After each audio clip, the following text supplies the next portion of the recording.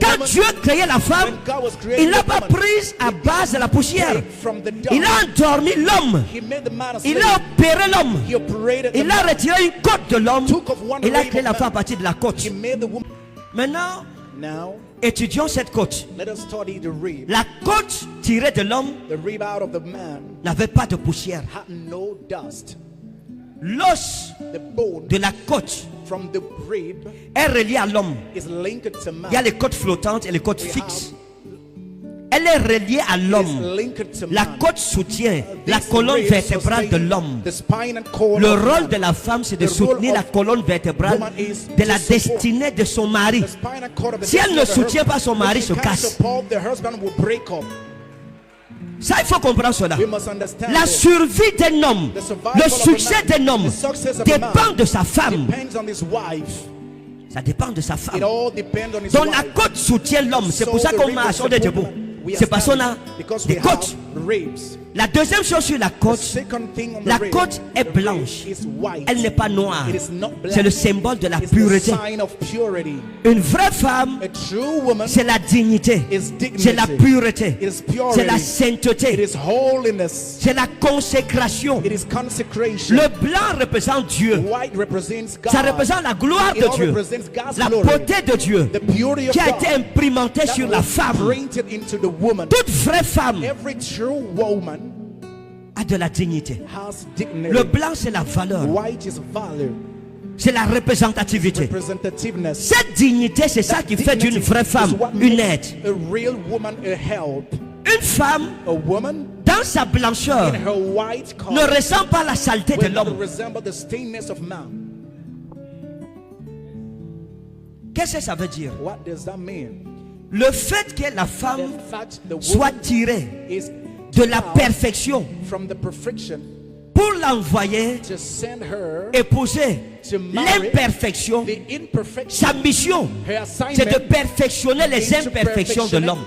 La femme a été créée pour aider l'homme à être le roi que Dieu a fait de lui.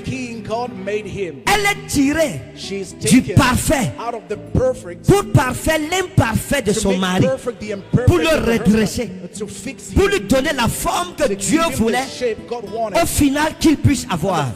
Son rôle, c'est de redresser la colonne vertébrale de son mari, de lui donner la dernière forme que Dieu veut qu'il ait, de le rendre parfait comme elle est parfaite. C'est pour ça qu'elle est tirée d'une côte. La côte représente la solidité, la résistibilité. Une vraie femme est solide auprès de son mari pour le soutenir dans les bons comme dans les mauvais jours. Elle n'est pas la raison de la chute de son mari, jamais. Elle est le soutien de son mari. Si on casse ta côte, on t'a cassé. Mon ami, si quelqu'un ne t'aime pas, il t'attaque à ta côte. Et si toutes tes côtes se cassent, tu tombes. Parce que tes côtes, nos côtes sont le pilier. C'est comme ces gros poteaux-ci là. Ces piliers qui soutiennent l'édifice.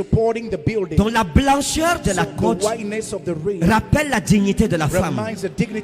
Vous êtes des êtres uniques en leur genre. Vous êtes unique. Votre conduite doit parfaire votre mari. Chaste et réservé.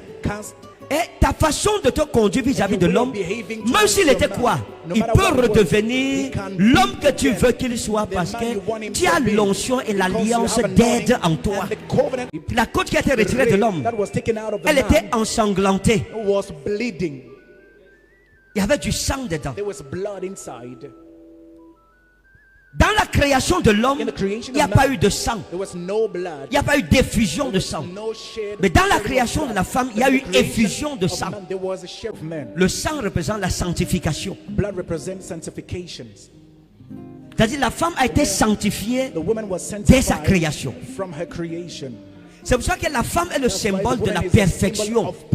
Un homme n'épouse pas une femme pour l'éduquer encore. C'est le monde à l'envers. Tu n'épouses pas une femme pour te battre, à la perfectionner. C'est le monde à l'envers. C'est elle qui doit perfectionner l'homme. C'est pas l'homme qui perfectionne la femme parce qu'il ne connaît pas la perfection. Donc dans la création, quand tu vas dans la maison d'un homme, sache que tu vas dans une maison qui a la poussière.